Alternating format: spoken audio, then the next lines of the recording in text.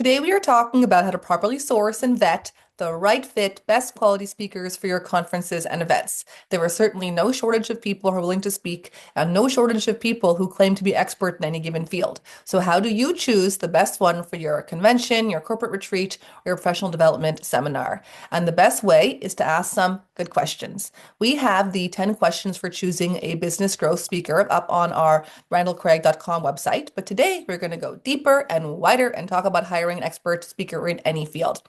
To help us walk through those tough questions and understand more industry secrets, we have Randall Craig himself. So I'll start with a little bit about Randall. He has founded several successful startups, held a long-time position at a Big Four consulting firm. He was a senior executive at an American public company. He's the author of 8 books in the Speaker Hall of Fame, a master facilitator. He's helped over 100 organizations scale and works with me and the Brain Trust Professional Institute, helping organizations grow their businesses with executive coaching, leadership retreats, and facilitating conversations to align teams.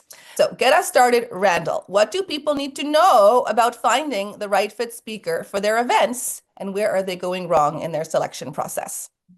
So I think we need to take a step back and really say, well, what do you mean about getting the right speaker for your event? And what the heck do you mean everyone can speak? And so what kind of speakers actually are there? And I wouldn't mind just going through a few of them because how you choose different ones will depend. There's industry speakers, somebody who's grown up in the industry. Maybe they're the CEO of an organization, or maybe they're a regulator, but they're an industry speaker, and they're speaking, sharing. Sorry, they're sharing their knowledge of their industry, their unique perspective as being the leader of whatever it happens to be. There's the celebrity speakers. These are the people that have got a big name. Maybe they're from Hollywood, or maybe they're a sports person, or somebody in the media. They've got a lot of fame, and the idea is to say, hey, listen, we're going to get the celebrity speaker in, and they're going to put bums in seats. Another kind of speaker is an inspirational speaker. This is somebody who's had a very, very unique life experience, and by sharing their life experience, it's inspirational for the audience, and the audience feels motivated because of that inspiration. There's people that are in the speak to sell business. They look at the audience as basically a bunch of prospects that they can sell to. It might be very overt, they get up on the stage and they're trying to sell their product or service. And at the very back of the room, there's an entire group of people who will close the sale after the motivational speak to sell presentation. Or maybe it's just something of, it's a vendor that takes a look at your audience as a group of prospects, and once again, it's to goose up their actual sales efforts. And then there's the final group, which is what I'll call the content speaker who motivates, otherwise known as the professional speaker. These are people who've got deep expertise. They may be thought leaders. Oftentimes, they're people from an industry or from a particular sector who continually invest in themselves and deepen their knowledge, and also have focused on the skill of communicating. And so, yes, they're content speakers, but often they're content speakers who motivate. That's the kind of speaker I am. So the reason why I wanted to start with this is because the question of how do you choose a speaker depends on what kind of speaker you can get. If you want to speak to sell a vendor on your stage, just take a look at who's exhibiting at the conference, and you take your pick. If you want, for example, an inspirational speaker, you could do a Google search, or you can go to Speakers Bureau. If you're looking for a celebrity, once again, most of them have got some degree of representation, so it's a matter of just doing a Google and finding out who represents them. Industry speaker, you know everyone in the industry. The content speakers who motivate, you could do a search. For example, I speak about business growth. So you could Google choosing a business growth speaker and see who comes up, right? Or you can focus on the specific subject area or see what they've written, et cetera, what books they have, et cetera. So what type of speaker determines how you're going to actually choose them to actually speak? Randall, let's start with some role play. Let's pretend I work for an organization. I've been tasked to source one or more speakers for the event. you talked about speakers viewer Google search. Like, what should I be doing first? What should I not be doing? That's a really good question, Rania. I think the most important thing, and certainly when corporate planners or association event planners speak to me, the first question that I ask them is, "What's the goal of the event? What are you hoping to accomplish?" Right? And if we understand what they're hoping to accomplish, then there's the question of, gee, am I the right fit speaker? Right? Because if their goal, for example, is to motivate all of their salespeople on how to do well for the next year, they're introducing, they're having a big sales kickoff and everything. You're probably not going to want a speaker who specializes in I don't know, psychological safety or inclusion or in maybe a whole bunch of other things that might not be directly related to the theme of the actual conference or event, right? So the first question is that, and sometimes the person tasked with searching for the speaker might not know themselves, right? In which case, there's got to be a connection to the person who really has got that vision for it. And so that's probably the number one thing. Randall, is hiring a speaker the same as hiring any other contractor or vendor, or is there really nuance to it? Are there steps a novice would miss? Yeah, I think the biggest issue here is that not everybody, like it's a very high stakes decision. The meeting itself is very expensive to actually put on if it's a corporate event. If it's an association event, this happens maybe once a year. Well, you're getting hundreds or thousands of people in one place, and they're sitting there listening for 45 minutes, an hour and 15 minutes, a certain amount of time. And if that keynote speaker does not electrify the vast majority of people who are there, it'll reflect on the entire event. If the speaker does an average kind of job, people are going to say the entire conference is kind of average. On the other hand, if people are electrified, if people say, I hadn't thought of it that way, here's news I can use, then the rest of the conference will be spent actually using that knowledge to actually do better. I gave an opening keynote on networking business development, and so that was very important to the people. But what I did is I flipped it around and said, how might we use some of these skills at the conference itself? And as a result of that, we had literally thousands of people using those particular skills for networking, for business development, to actually network with their colleagues, with their peers at this actual conference. So sometimes you can do a double duty, if you understand. And certainly as a speaker, if I understand very well what's important to the meeting planners, meeting organizers, then it means I can, well, first of all, decide whether I think I can do it or not, but secondly, make a difference. I'll also say, and this is a huge miss, most people think that when you get up on stage, that magically things happen, and that's not the case. Um, Yes, you spend time debriefing with the meeting planners, the people in charge, often the CEO or executive director, whoever might, hold the knowledge, if you will, of the organization strategy, because you want to make sure that what you say, aligns with it. But then starts the process of research. And probably the most important part of that is interviews with prospective members of the audience. What's important to them? What are the things, for example, that will make the conference a great conference for them? On the topic of, since I speak about business growth and becoming a thought leader or trust or AI or any of those particular types of topics, um, what are the blockers? What are the challenges that they're personally having in that kind of area? And if I'm able to speak to a number of those influencers within the group, if I'm able to speak to a number of different audiences, that makes it real in terms of how do I satisfy both the needs of the meeting organizers, but also satisfying the individual needs of a big chunk of the audience. Sometimes there's a survey that goes out. Sometimes I'll spend hours going through discussion groups and and responding and asking questions and answering questions on my area of expertise. And as a result of that, I feel like I've got a better connection with the audience in terms of what's important to them.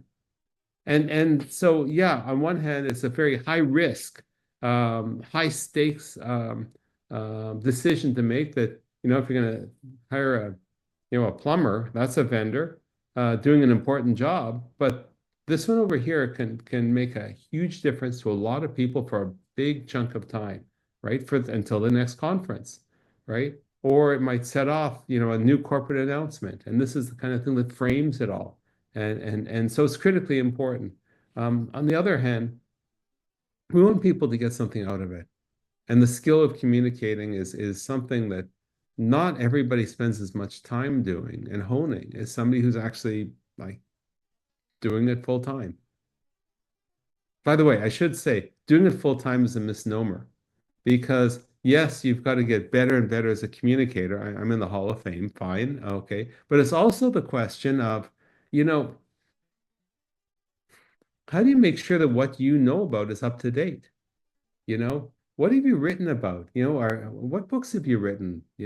What training do you provide? What other, things are you doing to make sure that you're on the leading edge as a speaker rather than just talking about something you did like decades ago, right? So you're not just 100% speaking. A big part of it is making sure you're on the leading edge, right? And it's not that you just have some expertise or that you're an expert, but perhaps even you're a thought leader.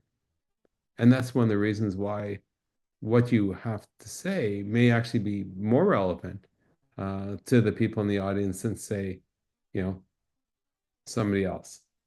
Randall, I'm back to my role-playing game, only now in my next role, I'm now the executive director or CEO of the organization, and we need to find a speaker or facilitator for our important annual, biannual, whatever it is event. Tell me who in my organization should I be tasking to hire a speaker? Who's supposed to do it? An event planner? Just source it to a speakers bureau? Yeah, so some organizations they'll have somebody responsible for all the logistics. That's often the meeting planner, right? Many associations who do a fair number of events, they often have an event planner who actually understands how to source speakers, right? And they'll do their own research and come up with a list. Way back in the day, the only way you could find speakers was actually by going to a bureau, right? And you go to the bureau and say, listen, we're doing an event on such and such. Can you please provide three potential speakers for us to choose from? And the bureau would say, here you go. And you choose one of them and you pay the bureau and the bureau takes a big cut. Of course I've been hired, by bureaus as well, right? So very happy for the business. But a little thing happened, I don't know, 20 odd years ago or so called the internet. And all the speakers ended up putting up websites saying they're a speaker. And by the way, here's all my credentials and everything. And as a result of that, the monopoly, if you will, on sourcing a speaker that speakers bureaus had um, became a lot more tenuous. Speakers bureaus had to find more ways to differentiate themselves. Some of them, for example, said, well, you know what, we're going to focus on the celebrity speakers and people who need representation will have exclusive deals with certain speakers bureaus and not just represent a group of people. Because if a company is looking for a speaker and they find them directly on the speaker's website, and they've got several that way. I mean, Google is actually quite wonderful when it comes to that kind of thing. Um, why do we need to go to a speakers bureau? We could just choose who we want. And gee, if the speakers bureau just has exclusive speakers, how do we know they're going to suggest the best one that rather than just who happens to be on their roster? And so the speaker buyer will say, okay, well, let me just use Google, right? And let's just do some basic searching. It's not so hard to do. We've been doing it for decades now. On the other hand, speakers bureaus actually play a very, very important role. So, if somebody books me through a speakers bureau or books me directly, the fee is the same, right? I pay the speakers bureau a certain percentage of the fee just for the privilege of them doing all the work and the relationships they have. And there is a role for them, a very important role for them. But from the perspective, since we're role playing about, the person within an organization, so larger organizations basically have those skills in-house. They may not have how to organize an event, and oftentimes what they'll do is they'll outsource that to a meeting planner, right? Sometimes meeting planners, these external ones, also understand which speakers might be appropriate. They may have some suggestions in the association space. It's very often there's a call for speakers, and the call for speakers would would have speakers applying, and the committee would take a look at it and maybe select a couple that they might want to speak to or that people have got reference to. But once again, the big challenge there is what kind of speaker do you actually want for your particular event? Do you want a celebrity, or do you want a somebody who's going to use the platform to sell, or do you want an industry speaker? I'm not keen on the speak to sell part, but the best conferences typically have a mixture of a bunch of these different type of ones, right? You want to make sure everybody's an excellent communicator, which is where content speakers who motivate, like professional speakers, have got a role. But sometimes you want a celebrity. I went to I've written a bunch of books. I've written 8 books. I went to the Book Expo America, and the keynote for that conference, and it was in New York years ago, was Bill Clinton. Well, Bill Clinton's fee, I think, is around $250,000, and he just regaled everybody, and there's thousands in the audience. And the only reason people were there is because not many people have a chance to hear Bill Clinton speak for an hour talking about his stories, right? Interesting. So there's a place for the celebrity speaker. There's a place for inspirational speakers, and there's a place for content speakers who motivate. There's a place for industry speakers. And where you go for each one of these ones is a little bit different, right? And the skills to actually to decide which one to actually get, like which specific speaker to get. I mean, that's really what we're talking about today. When we work with clients, Randall, they inevitably say this has been head and shoulders above the experiences we've had with our previous people we've worked with. So, self-promotion aside, for me, tell me what you think. I think the issue is that, how many Hall of Fame speakers are there? How many truly talented, gifted, motivating communicators are there? And is it like anything else in life? Like you have to be exposed to it and acquire the taste like wine or scotch? Is it that people aren't really used to seeing like a truly motivating, inspiring speaker? I Or think interesting comment. I do think most people have heard a motivational speaker, a professional speaker, at some point in their career. There's a meeting, somebody, brought somebody in or whatever, right? And so most people have seen that once or twice, etc. But the question of, what separates and why is it a good experience and everything, I could point to a bunch of different things. First of all, you got to be very good on the stage. You have to actually know how to communicate in a way that's almost hypnotizing, right? And it's not about the speaking, it's about um, the learning. It's about the embracing of the ideas, the motivation to do something with them, the feeling that this is something that's possible, whereas before even the idea might not have, and the ideas might not have even been something you've thought about. The minds are suddenly more open. There's a skill to doing that, but it's not about the speaker. It's really about the impact that the speaker has on the audience, right? And so that's a fundamental thing. But I think there's a number of other things. You're right. There's not many of us in the Speaker Hall of Fame, right? And I'm very happy to be there. It's nice recognition, but there's some very practical things that make a big difference to that experience. For me, one of the most satisfying things, yeah, of course, on the stage and learning about the company, the industry, and everything is part of the deal. But what's actually amazing to me is the conversations that I have before and after the time I'm actually on a stage.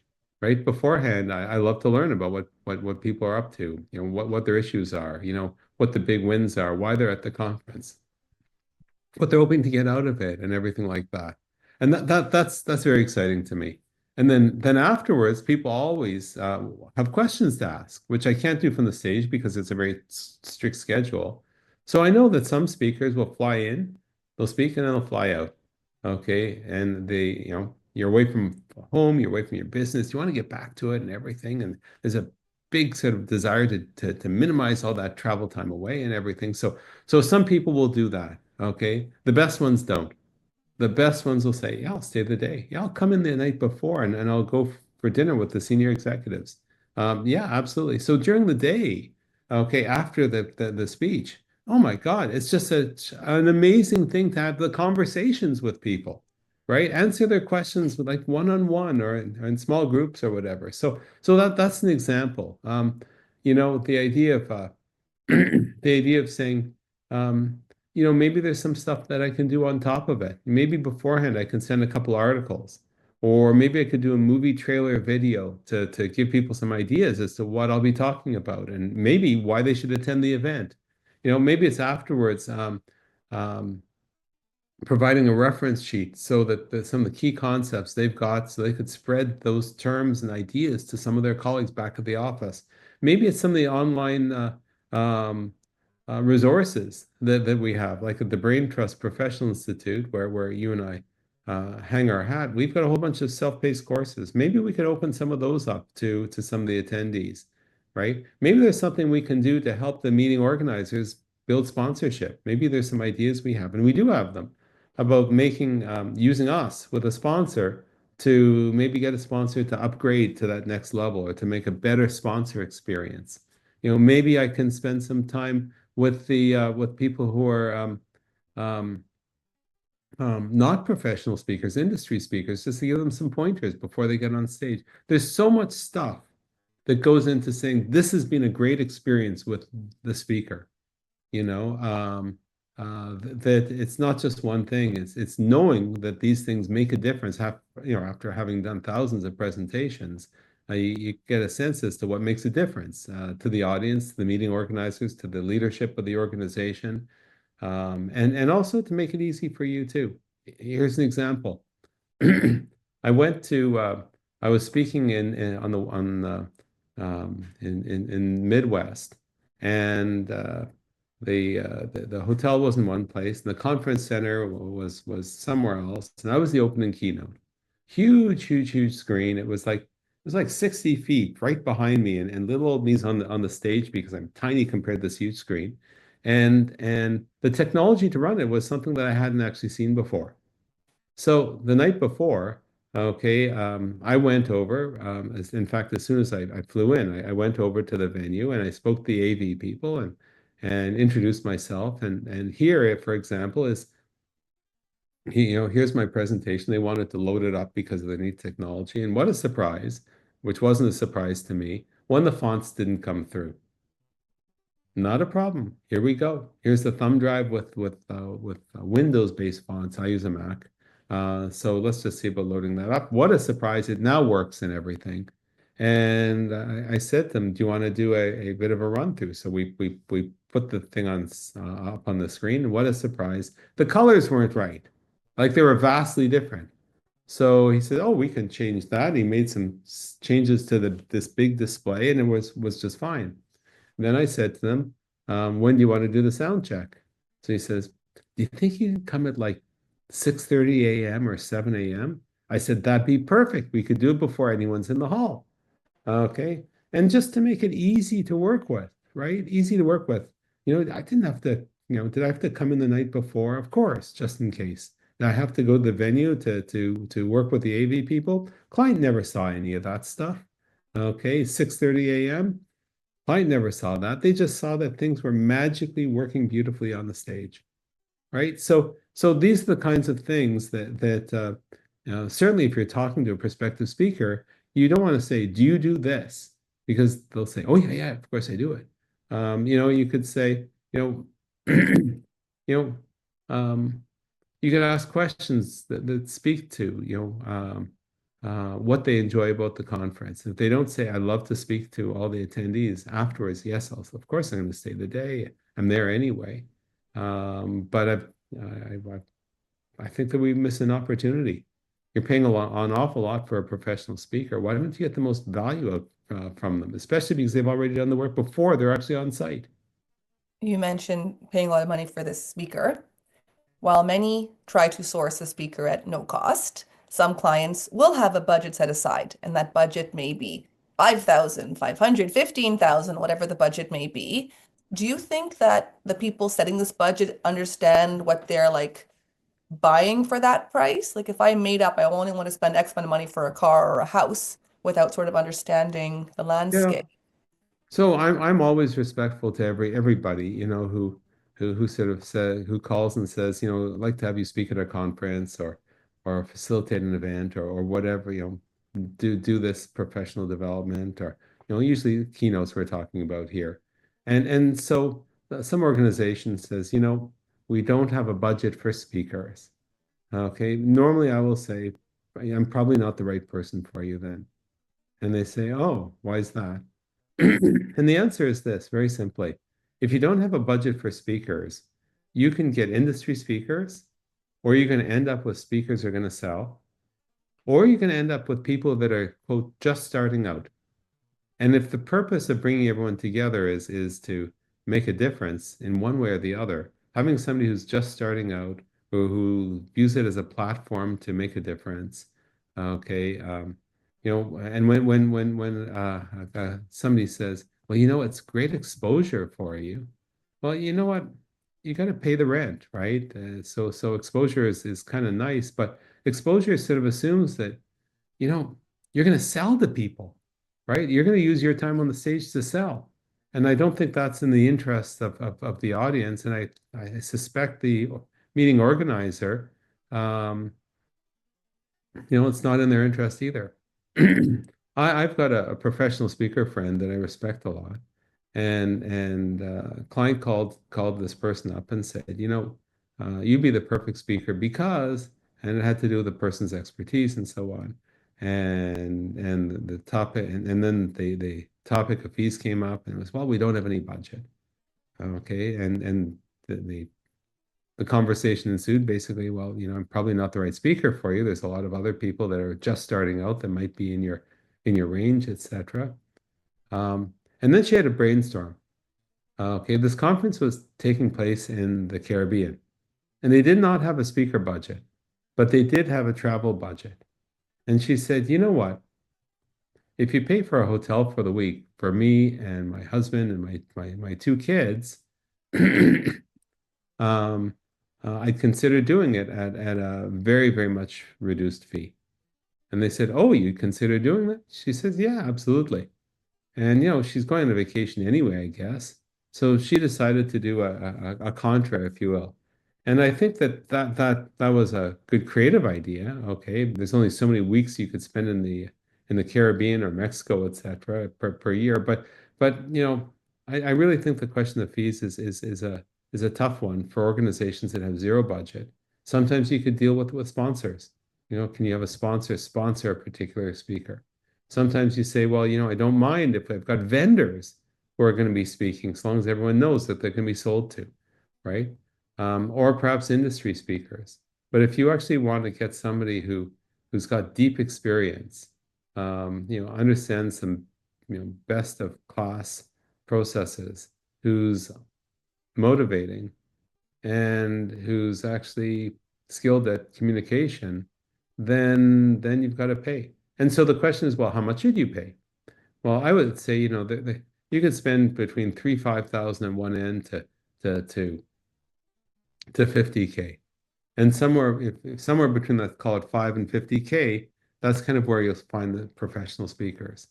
The ones, by the way, I'm absolutely not at 50, but I'm also absolutely not at 5, right? I'm at the lower middle range, if you will, right? But if you just think about it, if somebody's charging, 2,000 or $1,000 a speech or $3,000 a speech, it's fairly likely that they're not making a living doing that, which means that they don't have the time or resources to actually get better, either in their subject matter or in their skill of actually communicating. Now, if you're in the 100K plus, you're probably talking about celebrities. There's some minor celebrities you can get much less, right? But you're paying for an appearance fee, and whatever comes out of their mouth, that's kind of interesting. Okay, but people just want to know the story of and get to know like the celebrity experience, right? Former Olympic athletes, they all have wonderful stories, right? And you want to kind of hear them. right? But that's a different reason for actually having a speaker, and the price point might be different as well.